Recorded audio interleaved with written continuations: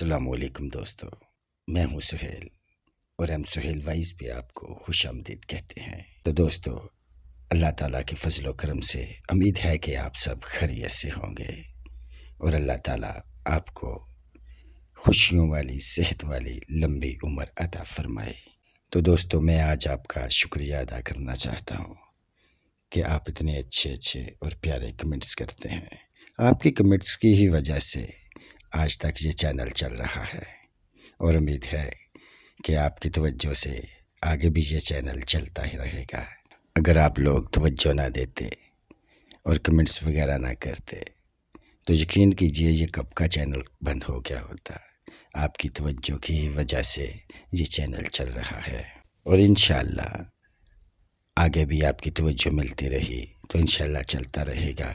ہمیں معلوم ہے کہ نہ تو ہماری ویڈیو میں کوئی دم ہے اور نہ ہی آواز میں، تو انشاءاللہ ہم اپنی غلطیاں سدھار رہے ہیں اور آپ بھی ہماری آواز کے متعلق غلطیوں کو درگزر کرتے رہیں۔ آپ کا بہت بہت شکریہ۔ یہ آپ کا اپنا چینل ہے، اسے ہم اور آپ مل کر انشاءاللہ کامیاب بنائیں گے۔ آپ کی توجہ کا منتظر، سہیل۔ سرکش پارٹ 3 ایپیسوڈ نمبر 83۔ یہ میں نہیں کہہ رہی، یہ تمہارا حفیظ خان کہہ رہا ہے، اور یہ کیسے ممکن ہے؟ یہ خود اس کی بھی سمجھ میں نہیں آ رہا۔ اب یا تو تمہارا حفیظ جھوٹ بول رہا ہے، ہمیں ٹرخا رہا ہے، یا پھر حقیقت کوئی چکر تھا۔ حفیظ میرے معاملے میں جھوٹ نہیں بول سکتا، بھروسے کا آدمی ہے، میں نے کہا۔ امید کی جو معمولی سی کرن میرے ذہن میں ابھری تھی وہ بھی ختم ہو گئی۔ وہ آج سے کئی سال پہلے کا زمانہ تھا۔ جاپان الیکٹرونکس کی دنیا میں اس وقت بھی بہت آگے تھا، مگر پھر بھی ترقی کی رفتار ویسی انقلابی نہیں تھی جیسی آج ہے۔ آج تو روزانہ ایک نئی دھماکہ خیز ایجاد مارکیٹ میں آتی ہے اور کم سے کم وقت میں ہمارے ملک تک بھی اس کے اثرات پہنچ جاتے ہیں، لیکن اس وقت یہ عالم نہیں تھا، ترقی کی رفتار اتنی تیز نہیں تھی۔ میرے لیے بھی یہ بات خاصی حیرت کا باعث تھی کہ ایکسچینج کے توسل کے بغیر باقاعدہ گھنٹی بجنے کے بعد ایک ٹیلی فون سیٹ کال ریسیو ہوتی ہے۔ میں نے ابھی تک ریڈ ڈاٹ کو کوئی اہمیت نہیں دی تھی، لیکن اب مجھے کچھ یقین ہونے لگا تھا کہ کوئی خاصی مضبوط تنظیم تھی اور اس کے مقصد بھی یقیناً چھوٹے موٹے نہیں تھے۔ میں سنجیدگی سے سوچنے پر مجبور ہو چلا تھا کہ جلد از جلد مجھے کراچی اور لاہور میں پھیلے ہوئے اپنے تمام ساتھیوں کو بلا کر ایک خفیہ اور تفصیلی میٹنگ کرنی چاہیے اور اس سلسلے میں رائے عمل طے کر کے انہیں ضروری ہدایت دینی چاہیے۔ اس معاملے میں اب ہوشیار ہو جانا ہی بہتر تھا۔ میں پہلی بار تمہیں کچھ فکر مند سا دیکھ رہی ہوں، کیا یہ بہت خطرناک لوگ ہیں؟ ستارہ نے سادگی سے پوچھا۔ نہیں نہیں، ایسی کوئی بات نہیں، میں نے مسکراتے ہوئے کہا۔ اصل میں میرے معاملے میں کئی سمت سے کئی مختلف طرح کے لوگ مصروف عمل ہیں۔ میں سوچ رہا تھا کہ ذرا کچھ عرصے کے لیے کاروبار سے توجہ کم کر کے ان سب کا ہی بندوبست کر دوں تاکہ سکون سے زندگی سے کچھ انجوائے کر سکوں۔ ہر جگہ ہی کوئی نہ کوئی کسی نہ کسی قسم کی پریشانی آڑے آ جاتی ہے۔ مثلاً آج ہی کی بات لے لو، دن بھر کسی نہ کسی قسم کا درد سر لاحق رہا۔ سوچا تھا شام کو بالکل ہلکا پھلکا ذہن لے کر تمہارے پاس آ جاؤں گا اور اس آستانے محبت سے یادوں کے کچھ خوش رنگ پھول دامن میں سمیٹ کر لے جاؤں گا، مگر افسوس یہاں بھی رنگ میں بنگ۔ میں ایک ٹھنڈی سانس لے کر رہ گیا۔ رنگ میں تو جتنی بنگ پڑنی تھی پڑ چکی، ستارہ مسکراتے ہوئے بولی۔ باغبان تو تم پر اب بھی مہربان ہے۔ یادوں کے خوش رنگ پھول چن کر لے جانے سے تمہیں کس نے روکا ہے؟ مجھے باغبان کی طبیعت کے بارے میں تفتیش ہے۔ کیا باغبان اب بالکل ٹھیک ہے؟ میں نے اس کا جائزہ لیا۔ اس نے اپنے آپ کو سنوارنے کے لیے رنگ و بو کے امتیاز سے جو حشر آرائی کی تھی، اس کے نقوش کچھ زیادہ نہیں بگڑے تھے۔ میں بالکل ٹھیک ہوں، تمہیں معلوم ہی ہے میں کسی نہ کسی حد تک تو سخت جان ہوں۔ وہ دل آویزی سے مسکرائی۔ تکلیف دہ لمحے اس کی آنکھوں سے رخصت ہو چکے تھے اور اب ان آنکھوں میں جذبوں کے جگنو جلملا رہے تھے۔ باغبان کو چاہیے کہ پہلے اس بھوکے کو کھانا کھلانے کا بندوبست کرے۔ بھوکے پیٹ تو پھول کلیوں کی باتیں بھی اچھی نہیں لگتی۔ میں نے پیٹ پر ہاتھ پھیرتے ہوئے کرا کر کہا۔ کبھی کبھی تو تم بہت ہی غیر رومانی آدمی بن جاتے ہو، جذبات پر بریانی قورمہ اڈیل دیتے ہو، ستارہ آپ بھر کر بولی۔ پھر اس نے ملازمہ کو بلا کر کھانا لگانے کی ہدایت کی۔ دوسری صبح میں اس کے ہاں سے رخصت ہونے لگا تو وہ عجیب سے لہجے میں بولی، افی ایک فرمائش کروں، پوری کرو گے؟ کوئی ہیرا نظر آ گیا جو تمہاری قوت خرید سے باہر ہے؟ میں نے موزے پہنتے ہوئے پوچھا۔ تمہیں معلوم ہے روپیہ، پیسہ، ہیرے جواہرات، اس قسم کی دوسری چیزیں اب میری کمزوری نہیں ہیں۔ تم کہتی ہو تو مان لیتا ہوں، میں نے کہا۔ اب اصل بات بتاؤ۔ آج دوپہر ہم لوگ جنگل گرل کی شوٹنگ کے سلسلے میں رائے وینڈ روڈ کے راستے ایک جنگل میں جائیں گے۔ بہت خوبصورت لوکیشن ڈھونڈی ہے رحیل بٹ نے، بہت ہی پیاری جگہ ہے۔ 2 مرتبہ پہلے بھی وہاں شوٹنگ ہو چکی ہے اور دونوں مرتبہ وہاں مجھے تم بہت یاد آئے۔ بڑا ہی خوبصورت جنگل ہے، ہرے بھرے درخت، عجیب و غریب رنگا رنگ پھولوں سے لدے ہوئے جنگلی پودے۔ کچھ فاصلے سے ایک نہر گزر رہی ہے جس کے دونوں کناروں پر کچھ حصے میں بڑا خوبصورت گھاس کا فرش ہے۔ وہاں اتنا سکون، اتنی خاموشی اور اتنی خوبصورتی ہے کہ کئی بار میں نے سوچا اگر تم میرے ساتھ ہوتے تو میں ہمیشہ کے لیے وہیں رہ جاتا۔ نہ بابا، میں نے کانوں کو ہاتھ لگایا، مانا کہ ہم تمہارے چاہنے والوں میں ہیں، مگر اب میں تمہاری خاطر جنگل میں رہنے سے تو رہا۔ وہ تو مجھے معلوم ہے، میں تم سے کب ایسی فرمائش کر رہی ہوں، پوری بات تو سن لو۔ وہ بدستور لہجے میں بولی، تمہیں یاد ہے جب میں سجاد اینڈ کمپنی میں مزدوری کرتی تھی اور تم وہاں سپروائزر تھے؟ تمہیں ابھی تک اس کمپنی کا نام بھی یاد ہے؟ میں نے حیرت سے کہا۔ وہ ہمارا تقریباً لڑکپن کا ہی دور تھا، حد سے کم عمر تھے ہم دونوں، لیکن تھے پکے بدماش۔ مجھے تو اس زمانے کی ہر بات یاد ہے۔ اس کے رخساروں پر سرخی گہری ہو گئی۔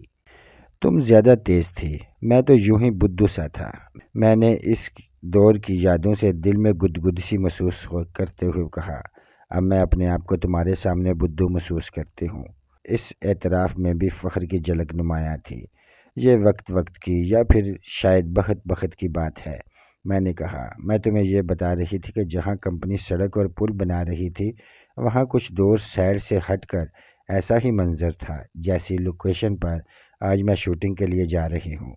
تمہیں یاد ہے میں تمہارے لیے کھانے پینے کی کوئی نہ کوئی چیز بنا کر لاتی تھی اور یہی ظاہر کرتی تھی کہ میں بابا سے چھپ کر آئی ہوں۔ ہاں، تم اس وقت بھی ایک کامیاب اداکار تھی۔ میں نے ایک بار پھر اس کی بات کاٹی، لیکن اب جب کہ میں اداکاری کا پیشہ اختیار کر چکی ہوں تو میں در حقیقت اداکار نہیں رہی۔ وہ فوراً بولی، اور میں نے اس دور کی خود غرضیوں کی بڑی حد تک تلافی بھی کر دی ہے۔ اب میں تمہارے لیے سلگتی ہوں اور تم اپنی راہوں پر سر پیٹ دوڑے جا رہے ہو۔ خیر، میں بیتے دنوں کی بات کر رہی تھی۔ ہم نہر کنارے گھاس پر بیٹھ کر وہ روکھی سوکھی چیزیں کھا کر کتنے خوش ہوا کرتے تھے۔ کبھی کبھی کپڑوں سمیت نہر میں کود کر تیراکی کا شوق بھی کرتے تھے۔ میں نے لقمہ دیا۔ بعد میں کپڑے سکھانے کے لیے گھاس پر دوڑتے تھے۔ وہ چھپی چھپی سی ہنسی کے ساتھ بولے، بالکل الو لگتے ہوں گے۔ میں نے چشمے تصور میں اپنے آپ کو دیکھتے ہوئے کہا، میں چاہتی ہوں ہم ایک بار پھر الو لگیں۔ جانے کیوں ہی اس کے لہجے میں افسردگی سی آ گئی۔ یہ جو خوبصورت لوکیشن میں نے دیکھی ہے وہاں میں تھوڑی دیر تنہا جا کے بیٹھی تو میرے دل میں درد سا ہونے لگا۔ ایک عجیب سی ٹھیس بار بار اٹھ رہی تھی۔ کسی کو بتائے بغیر وہاں جا کر بیٹھ گئی تھی۔ یونٹ والے کافی دیر مجھے ڈھونڈ کر پریشان ہوتے رہے اور پھر میں بس گرد و بیش سے بے نیاز بیٹھی رہی۔ بہت شدت سے دل چاہا کہ تم میرے ساتھ ہوتے، ہم وہاں بیٹھ کر کچھ کھاتے پیتے، ایک دوسرے کے ساتھ بھاگتے، بچوں جیسی حرکتیں کرتے اور کپڑوں سمیت سوئمنگ بھی۔ میں نے لقمہ دیا۔ وہ تو اب ہم سوئمنگ کاسٹیوم میں بھی کر سکتے ہیں، کون منع کر سکتا ہے؟ وہ افسردگی سے مسکرائی۔ اصل بات تو احساس کی ہے، کیا وہ معصوم سنسنی دلوں میں وہ جذبے محسوس کیا جا سکتا ہے؟ کیا ان گمشدہ لمحوں کا لمس ایک بار پھر مل سکتا ہے؟ کتنا اچھا لگے گا، گو یہ سب کچھ بھی عارضی بالکل لمحاتی ہوگا، مگر تھکی ہوئی روح کو کتنی تازگی ملے گی۔ وہ ایسی باتیں کرتی تھی تو میرے دل پر چڑھے ہوئے پتھر جیسے خول میں بھی دمک سی ہونے لگتی تھی۔ میں نے جلدی سے کہا، بھائی جیسے تم کہتی ہو کر لیں گے۔ اس میں اتنی تفصیل میں جانے کی کیا ضرورت ہے، لیکن اس کی صورت کیا ہوگی؟ تھینک یو، اس نے میری ٹائی کی گرا درست کرتے ہوئے مدھم لہجے میں کہا۔ پھر ایک لمحہ خاموش رہ کر بولی، میں تو یونٹ کے ساتھ جاؤں گی۔ ایک صورت تو یہ ہو سکتی ہے کہ تم بھی ساتھ چلے چلو، تم اپنی گاڑی لے لینا یا میں اپنی لے لوں گی اور ہم اپنی ہی گاڑی میں یونٹ کی گاڑیوں کے پیچھے پیچھے چلیں گے اور دوسرے دن اخباروں میں اسکینڈل چھپ جائے گا۔ اب تو میڈم ستارہ اپنے عاشقوں کو شوٹنگ پر بھی ساتھ لانے لگی ہے۔ میں نے لقمہ دیا۔ وہ گویا سنی انسنی کرتے ہوئے بولی، لیکن شوٹنگ ختم ہونے کا انتظار کرنا تمہارے لیے بڑی بوریت کا باعث ہوگا۔ کبھی شوٹنگ دیکھنے کے لیے مرے جاتے تھے، میں نے کہا۔ اب عالم یہ ہے کہ 15 منٹ کی شوٹنگ دیکھ کے کپڑے پھاڑ کر جنگلوں کو نکل جانے کو جی چاہتا ہے۔ چنانچہ دوسرا طریقہ یہ ہو سکتا ہے کہ تم شوٹنگ ختم ہونے پر تقریباً 3 بجے شوٹنگ ختم کرنے کا ٹارگٹ ہے۔ میرے اندازہ کے مطابق 4 بجے تک تو ہو ہی جائے گی، وہ بھی اس لیے کہ ہمارے یونٹ میں سب وقت کی پابندی کرتے ہیں، ورنہ شوٹنگ تو اپنے ہاں گھنٹوں لیٹ ہوتی ہے۔ وہ بولی، یونٹ والے شوٹنگ کر کے واپس آ جائیں گے، ہم دونوں وہیں رک جائیں گے اور پکنک بنا کر واپس آئیں گے۔ میں لوکیشن تمہیں سمجھا دیتی ہوں، تم آسانی سے وہاں پہنچ جاؤ گے۔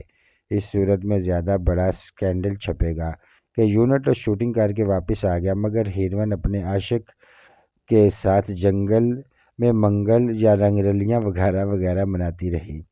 مشہور لوگوں کے تو انسان تفریح کے چند لمحے بھی نہیں گزار سکتا۔ میں نے کہا، تم اسکینڈل سے ڈرتے ہو؟ اس نے مسکراتے ہوئے میری طرف جھانکا۔ حالانکہ ڈرنا تو مجھے چاہیے، تم اب کہاں کسی چیز سے ڈرتی ہو؟ میں تو بیچارہ ایک سادہ اور معصوم سا نوجوان ہوں، میں نے منہ لٹکاتے ہوئے کہا۔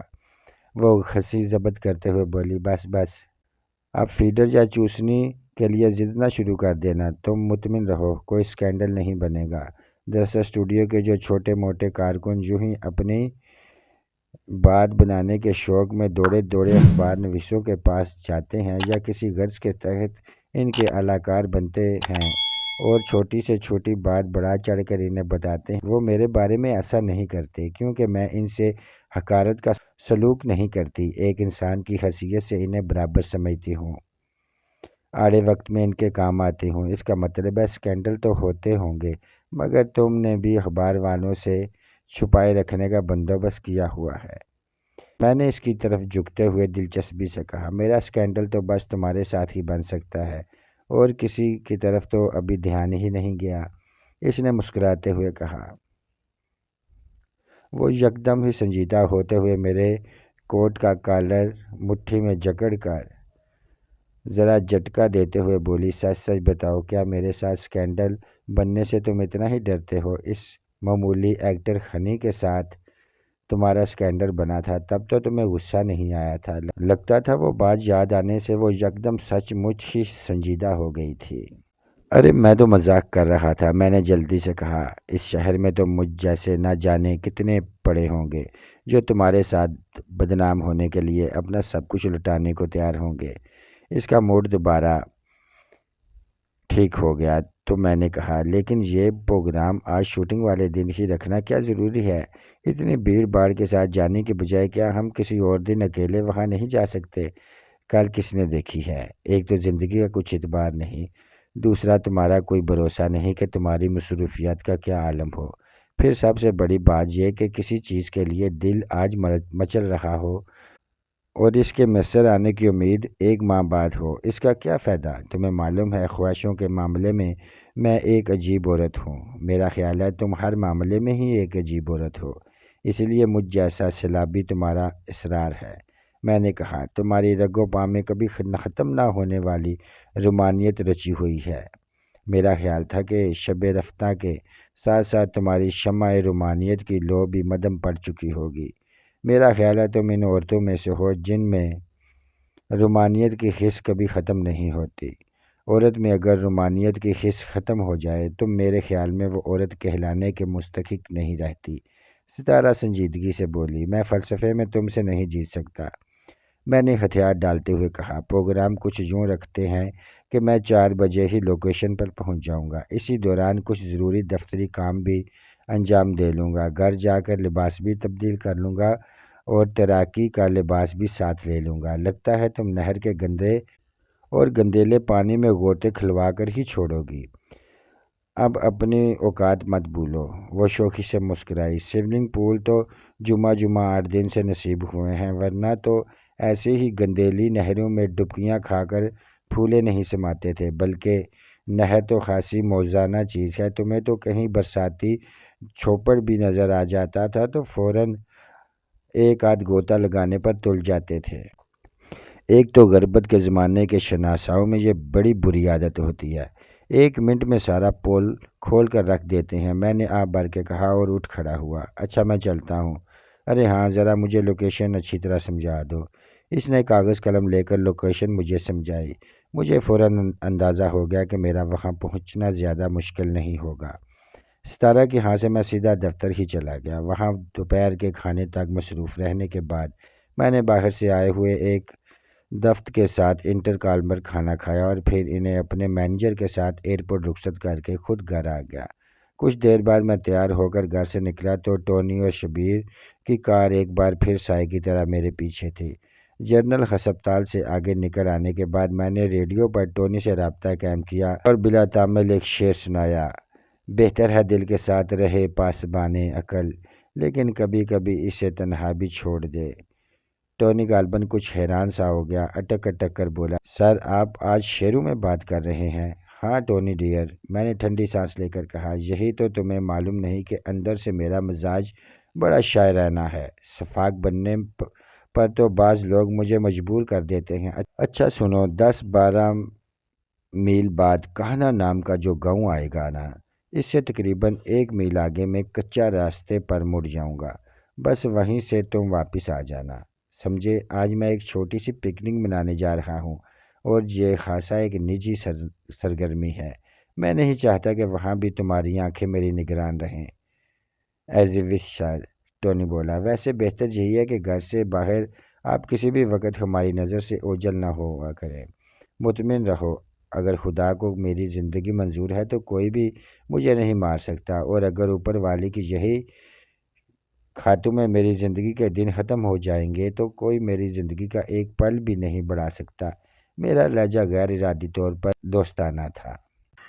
وہ تو درست ہے سر، ٹونی اپنے مخصوص دھیمے لہجے میں بولا، لیکن احتیاط کی تلقین بھی تو خدا نے کی ہے، اس لیے تو تم لوگوں کو اس حد تک زحمت اٹھانے کی اجازت دے رکھی ہے، ورنہ میں تو اتنی نگرانی کا قائل نہیں۔ میں نے کہا، ٹھیک ہے سر، اگر آپ اجازت دیں تو ہم لوگ ہائی وے پر رک جائیں گے۔ اگر ضرورت پڑی تو آپ ریڈیو پر رابطہ قائم کر کے اور لوکیشن بتا کر ہمیں طلب کر لیجیے گا۔ چلو ٹھیک ہے۔ میں نے اس کی تجویز پہ عمل کیا۔ یہ اس کی محبت اور خلوص تھا کہ میری حفاظت کے لیے میری خواہش سے زیادہ میری حفاظت کرتے تھے۔ موڑ پر پہنچ کر انہوں نے ایک سایہ دار جگہ پر گاڑی روک لی اور میری گاڑی کچے راستے پر دھول اڑاتی آگے نکل گئی۔ لوکیشن تلاش کرنے میں مجھے کوئی دشواری نہیں ہوئی۔ مین روڈ سے تقریباً 6 میل دور تھی۔ واقعی بہت خوبصورت جگہ تھی۔ کہنے کو جنگل تھا، لیکن بہت سے باغات سے کہیں زیادہ خوبصورت تھا۔ یہاں جار جڑاکا بھی نہیں تھا اور پھولوں سے لدے پودے بھی تھے، اونچے نیچے درخت بھی تھے۔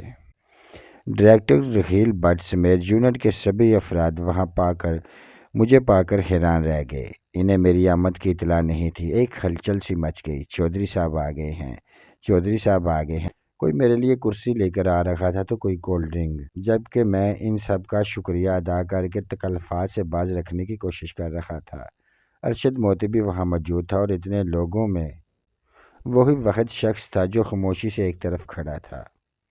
اس نے مصافحہ بھی نہیں کیا تھا، تاہم اس کی آنکھوں میں اب پہلے جیسی نفرت اور نخوست نہیں تھی، بلکہ مجھے دیکھ کر اس پر ہلکے سے خوف کے آثار نمودار ہو چکے تھے۔ اس کا مطلب تھا کہ میری طرف سے دوسری مرتبہ ذرا معقول ڈوز مل جانے پر کافی حد تک سدھر چکا تھا۔ رحیل بٹ نے بتایا کہ ارشد موتی ان رسیوں کی مدد سے ادھر ادھر جھول کر اپنے بیشتر کرتب شوٹ کروا چکا تھا، تاہم اب اس کی چند شاٹ باقی تھے۔ ستارہ کا کام ختم ہو چکا تھا۔ بھائی، میں تو یہاں ستارہ کے مہمان ہوں، میں نے ان لوگوں کی حیرانگی کسی حد تک رفع کرنے کے لیے بتایا۔ اس نے اس علاقے کی اتنی تعریف کی کہ مجھے ضرور یہاں گھومنا پھرنا چاہیے، کچھ وقت گزارنا چاہیے۔ ہم جیسے لوگوں کی مصروفیات کے مارے ہوئے لوگوں کو یہاں بڑا سکون مل سکتا ہے، وغیرہ وغیرہ۔ میں تو اس کی تعریفوں سے متاثر ہو کر چلا آیا۔ ویسے بھی ستارہ جیسی خاتون کسی کو دعوت دے تو انکار کر کے کفران نعمت کا مستحق نہیں ہونا چاہیے۔ ہاں، یہ آپ نے لاکھ روپے کی بات کی، رحیل بٹ نے اس بات میں سر ہلایا۔ ویسے ستارہ نے آپ سے غلط تعریف نہیں کی۔ ہم لوگ جتنی مرتبہ بھی یہاں آئے، ہم نے کام بھی بہت خوبصورتی سے مکمل کیا اور انجوائے بھی بہت کیا۔ اعصاب کو بڑا سکون ملا، خصوصاً نہر کے کنارے جا کر تو طبیعت میں بڑی فراغت آتی ہے۔ میں تو اس سارے ٹکڑے کو ہر زاویے سے اپنی فلموں میں استعمال کر چکا ہوں، ورنہ ابھی مزید 2-4 مرتبہ آؤٹ ڈور شوٹنگ یہاں کی رکھتا۔ بٹ صاحب، ہم ابھی نہر کی طرف ہی جا رہے ہیں، جب آپ لوگ روانہ ہونے لگے تو ہمیں بلوا لیجیے گا، ستارہ نے میرا ہاتھ تھام کر اٹھتے ہوئے کہا۔ اس کے دوسرے ہاتھ میں ایک خوبصورت ٹفن تھا۔ یونٹ کے لوگوں نے ہمارے یوں جانے کو کوئی اہمیت نہیں دی اور اپنے اپنے کام میں مصروف ہو گئے۔ ہم ہاتھ میں ہاتھ ڈالے دو بے فکرے بچوں کی طرح گھومتے گھومتے درختوں کے درمیان سے گزرتے ایک طرف کو چل دیے۔ ہم ان لوگوں سے کافی دور نکل آئے، لیکن نہر ابھی نظر نہیں آئی تھی۔ یونٹ کے لوگوں کے زور زور سے بولنے کی آوازیں مدھم ہو چکی تھیں۔ تم نے آج میرے بلاوے پر یہاں آ کر میرا مان رکھ لیا، ستارہ والیانہ نظروں سے میری طرف دیکھتے ہوئے بولی۔ یہ تو بہت خوبصورت جگہ ہے سرکار، آپ تو اگر صحرا میں بھی بلائیں گی تو آپ کے اس خادم کو آنا پڑے گا۔ میں نے بازو اس کی گردن کے گرد حمال کرتے ہوئے کہا۔ اس کا خوبصورت ہاتھ میرے ہاتھ میں تھا اور یوں ایک دوسرے کے سہارے دھیرے دھیرے قدم بڑھانا بہت بھلا لگ رہا تھا۔ واقعی میرا دل چاہنے لگا کہ یہ سفر کچھ طویل ہو جائے، مگر ان خوبصورت اور پرسکون لمحوں میں اچانک قریب ہی کہیں کوئی آٹومیٹک گن گرج اٹھی۔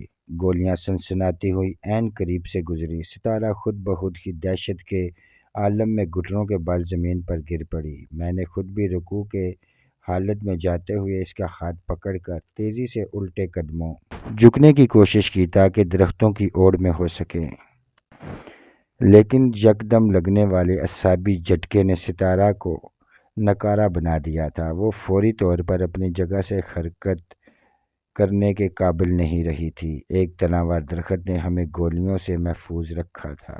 میں نے ستارہ کے اعصاب خطا دیکھ کر اسے ایک بازو میں اور دوسرے ہاتھ سے کوٹ کی جیب سے اپنا مشین پسٹل نکالتے ہوئے رکوع کسی حالت میں ہی دوڑ پڑا۔ فائرنگ کا رخ بدلتے ہوئے کوئی ہمارے تعاقب میں تھا۔ ستارہ کے تحفظ کی فکر نے فوری طور پر مجھے اس قابل نہیں چھوڑا تھا کہ پوزیشن لے کر مقابلہ کر سکوں یا اندازہ کرتا کہ حملہ آور کہاں چھپا ہوا ہے۔ میں درختوں کے درمیان زگ زیگ کرتا دوڑتا چلا گیا۔ مجھے اپنے سامنے لٹکی ہوئی ایک رسی نظر آئی جس کا دوسرا سرا کہیں شاخوں میں گم تھا۔ میں نے اچھل کر اسے تھاما اور ایک ہاتھ پر ستارہ کو سنبھالے پورے جسم کی قوت دوسرے بازو میں مرکوز کرنے کی کوشش کرتے ہوئے ایک لمبی چھلانگ بھری۔ یہ ایک مشکل کام تھا۔ فلم کا کوئی شاٹ نہیں تھا جسے کیمرے ٹرک کی مدد سے کچھ بنا کر دکھایا جا سکتا۔ فائرنگ ابھی جاری تھی، اس لیے میں یہاں بھی رک نہیں سکا تھا۔ میں نے ستارہ کو بازو پر اٹھائے رکھا اور مزید آگے دوڑ گیا۔ اچانک مجھے درختوں کے جھنڈ سے ذرا آگے کھلے میں گاڑی کھڑی نظر آئی۔ میرے دل کو قدرے اطمینان ہوا۔ میری گاڑی کسی چھوٹے موٹے کارخانے عجائب سے کم نہیں تھی۔ فائرنگ کی آوازیں قدرے مدھم پڑ چکی تھیں۔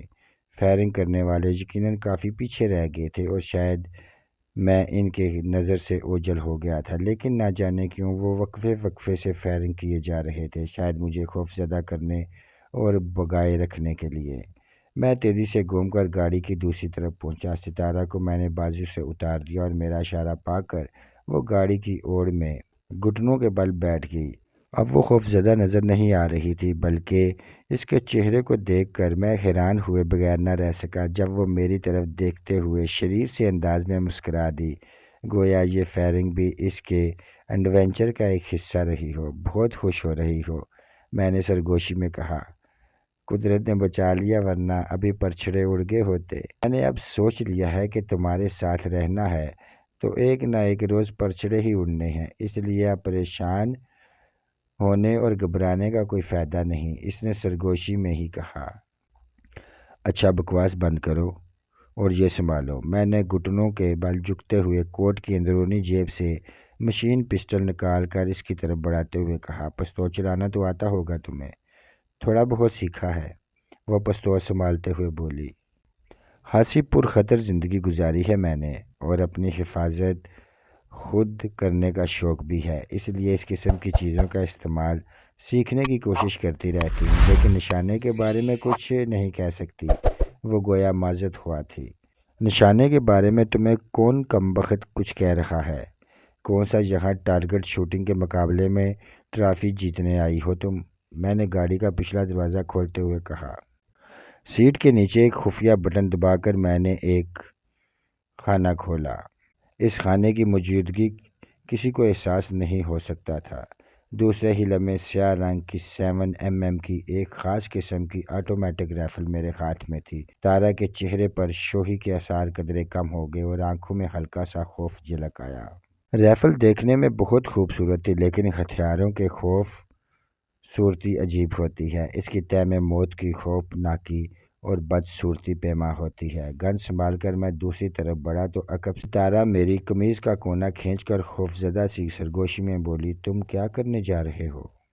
وہی جو دوسرے کر رہے ہیں، میں نے جواب دیا۔ پھر تم میں اور دوسروں میں کیا فرق رہے گا؟ یہ میں بعد میں سوچوں گا۔ بعد میں سوچنے والے نقصان میں رہتے ہیں۔ یہ فلسفہ جاننے کا وقت ہے کیا؟ میں نے نرمی سے اس سے قمیض چھڑاتے ہوئے کہا، تم صرف اتنا کرنا کہ جب میں تمہاری نظروں سے اوجھل ہو جاؤں تو 2-4 ہوائی فائر کر دینا، تاکہ ان لوگوں کو گمان گزرے کہ میں یہاں ہوں۔ انہیں صرف چند لمحے کے لیے غلط فہمی میں رکھنا تمہارا کام ہے۔ اسی دوران میں ان سے نبٹ لوں گا۔ یہ امکان بھی تو ہے کہ ان چند لمحوں میں وہ یہاں آ کر میرا قتل کر دیں۔ اس کے چہرے سے مسکراہٹ غائب ہو چکی تھی۔ مت بھولو کہ چند لمحے پہلے ہی تم نے ناڈر اور بے خوف رہنے کا عزم ظاہر کیا ہے، میں نے اسے دلاسا دیا۔ وہ خاموش ہو گئی اور مشین پسٹل کو ہاتھ میں تولنے لگی۔ میں نے چلتے چلتے اسے بتا دینا بہتر سمجھا، یہ عام پستول یا ریوالور سے ذرا مختلف ہے۔ فائر کرو گی تو مسلسل جھٹکے لگیں گے، گرفت مضبوط رکھنا۔ اس نے اس بات میں سر ہلایا اور میں درختوں کے جھنڈ کی طرف بڑھتا چلا گیا۔ فائرنگ بند ہو چکی تھی، لیکن آخری فائر جہاں سے ہوئے تھے اس جگہ کا مجھے اندازہ تھا، اور مجھے یقین تھا کہ حملہ آور ابھی اسی جگہ کے آس پاس ہوں گے۔ درختوں کے درمیان میں نے حتی الامکان تیز رفتاری سے فاصلہ طے کیا اور وہاں جا پہنچا جہاں سے میری دانش میں آخری فائر کیا گیا تھا۔ وہاں مجھے ہلکی مشین گن کا ایک خالی میگزین بھی پڑا دکھائی دیا۔ گھاس بھی بری طرح مسلی ہوئی تھی۔ ایسا لگتا تھا جیسے وہاں چند لمحے پہلے تک انسانوں کی زبردست نقل و حرکت رہی ہو۔ میں کھلے میں نہیں آ رکھا تھا، بلکہ درختوں کے اوڑ میں رہتے ہوئے ہی چھلاوے کی طرح انتہائی تیزی سے ادھر ادھر حرکت کرتے ہوئے صورتحال کا جائزہ لینے کی کوشش کر رہا تھا۔ فضا سے بارود کی بو ختم ہو رہی تھی۔ بو سونگھنے کی مجھ میں درندوں کی سی جو صلاحیت موجود تھی، آخرکار اس نے میری مدد کی اور مجھے بتا دیا کہ انسان کس طرف تھے۔ انسانی کی بو لمحہ بہ لمحہ دور ہوتی جا رہی تھی۔ میں تیزی سے اس سمت میں بڑھا۔ آخرکار وہ مجھے نظر آ گئے۔ تعداد میں وہ صرف 2 تھے اور نہایت اطمینان سے نیچی آواز میں باتیں کرتے جا رہے تھے۔ ان کی آواز مجھ تک نہیں پہنچ رہی تھی، صرف حرکات سنکات سے اندازہ ہو رہا تھا کہ وہ باتیں کر رہے تھے۔ وہاں درخت ادھرے تھے اور وہ دونوں مجھے صاف دکھائی دے رہے تھے۔ غالباً وہ نہر کی طرف جا رہے تھے۔ اطمینان کا یہ عالم تھا کہ دونوں میں سے کوئی بھی سر اٹھا کر ارد گرد دیکھنے کی کوشش نہیں کر رہا تھا۔ جس طرح انہوں نے مجھے سر پر پاؤں رکھ کر بھاگتے دیکھا تھا، اس کے بعد انہیں غالباً ذرا بھی توقع نہیں تھی کہ میں ان کے تعاقب میں واپس بھی آ سکتا ہوں۔ چند لمحے پہلے ستارہ میری ہدایت کے مطابق چند فائر کر چکی تھی، لیکن انہوں نے شاید انہیں بھی کوئی اہمیت نہیں دی تھی۔ وہ تو گویا کوئی کام نہایت عمدگی سے مکمل کرنے کے بعد پورے اطمینان قلب کے ساتھ واپس جا رہے تھے۔ شکار پر نکلے ہوئے درندوں کی طرح کچھ دور ان کا تعاقب کرنے کے بعد مجھے یقین ہو گیا کہ ان کا کوئی اور ساتھی آس پاس موجود نہیں تھا۔ انہیں کسی کا انتظار بھی نہیں تھا۔ وہ دونوں ہی پستہ قد تھے، مگر ایک خوب چوڑا چکنا اور مضبوط جسم کا مالک تھا، جبکہ دوسرا عام سے جسم کا دکھائی دیتا تھا۔ چوڑے چکنے شخص نے ہلکی مشین گن کندھے پر اٹھائی ہوئی تھی۔ آدمی کے ہاتھ میں کوئی ہتھیار نہیں تھا، لیکن اس میں خوش فہمی میں مبتلا ہونے کے لیے تیار نہیں تھا کہ وہ واقعی نہتا ہے۔ وہ ڈھیلے ڈالے سیاہ کوٹ اور خاکی پینٹ میں تھا۔ سر پر گہرے رنگ کی پی کیپ تھی۔ اس خلیے میں اسے عقب سے دیکھتے ہوئے کوئی اندازہ قائم کرنا مشکل تھا، لیکن نہ جانے کیوں اس پر نظر پڑتے ہی مجھے احساس ہوا تھا کہ وہ میرا شناسا تھا۔ ایسا معلوم ہوتا تھا کہ اس شخص کو میں پہلے بھی کہیں اچھی طرح دیکھ چکا تھا، لیکن یقین سے تبھی کچھ کہا جا سکتا تھا جب میں اس کے مزید قریب جاتا یا سامنے سے اسے دیکھتا۔ اس کی پی کیپ کے نیچے لمبے بالوں کی لٹیں جڑ رہی تھیں۔ یہ لٹیں اور ڈھیلے ڈالے کپڑوں میں چھپے ہوئے خد و خال کچھ جانے پہچانے سے لگ رہے تھے، لیکن یہ وہ شخص نہیں ہو سکتا تھا جس کا خیال میرے ذہن میں آ رہا تھا۔ وہ شخص اب اس دنیا میں نہیں تھا۔ میں اسے مرتے ہوئے اپنی آنکھوں سے دیکھ چکا تھا۔ ہم جنگل میں اس جگہ پہنچ چکے تھے کہ اگر دائیں طرف مڑتے تو نہر کے کنارے کھلے میں جام پہنچتے، اور اگر بائیں طرف مڑتے تو درختوں کا سلسلہ گنا ہو جاتا۔ میری توقع کے مطابق وہ دائیں طرف ہی مڑے۔ میں بدستور ایک خاموش درندے کی طرح اس جگہ تک ان کا تعاقب کرتا رہا جہاں سے نہر نظر آنے لگی تھی۔ یہاں سے 100-150 قدم کے فاصلے پر نہر پر ایک چھوٹا سا پل موجود تھا۔ اس پل کے قریب ہی دوسری طرف کھلی چھت کی ایک سرخ کار کھڑی ہوئی تھی۔ یہ گاڑی بھی میری دیکھی بالی تھی۔ میری حیرت اور بڑھنے لگی۔ یہ تو میں نے سوچا بھی نہیں تھا کہ وہ سرخ رنگ کی کار والا شخص مجھے زندگی میں دوبارہ بھی نظر آئے گا۔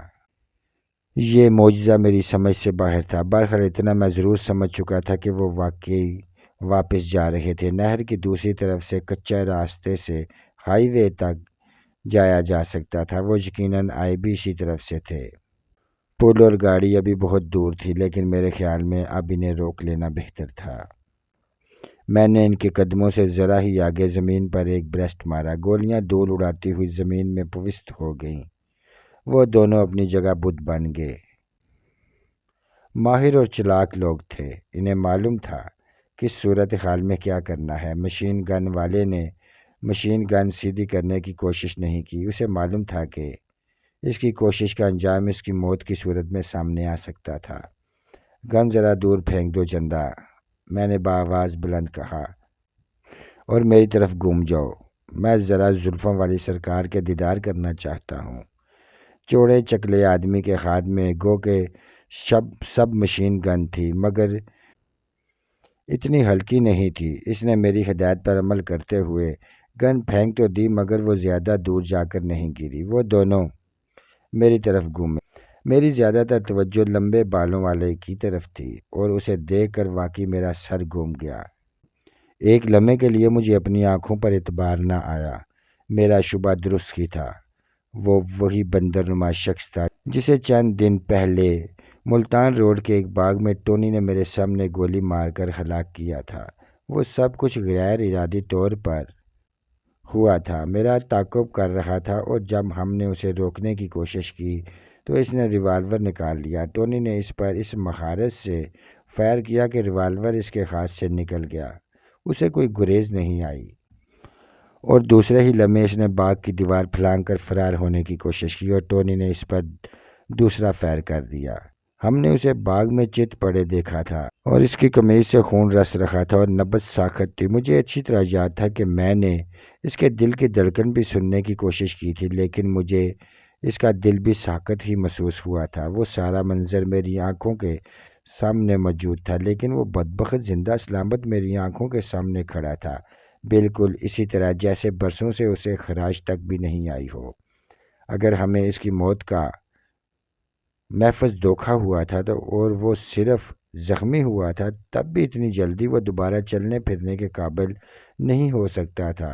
اور وہ تو صرف چل پھر رہا تھا، بلکہ مار داڑ میں بھی بھرپور حصہ لے رہا تھا۔ اس کی آنکھیں اسی طرح نیم دائر تھیں، اور چہرے پر ایسی بے نیازی اور بے پرواہی تھی جیسے دیکھنے والوں کو چڑھا رہا ہو کہ اسے تو کسی بھی صورتحال کی ذرا پرواہ نہیں ہے۔ میری پوری کوشش ہوتی ہے کہ میں کسی بھی موقع پر خیرت کا اظہار نہ کروں، لیکن اس وقت میں یہ کی ہے بغیر نہ رہ سکا تم زندہ ہو۔ تو دوستو آج کی ویڈیو میں بس اتنا ہی، ملتے ہیں انشاءاللہ نیکسٹ ایپیسوڈ میں۔ اپنا خیال رکھیے گا، اللہ حافظ۔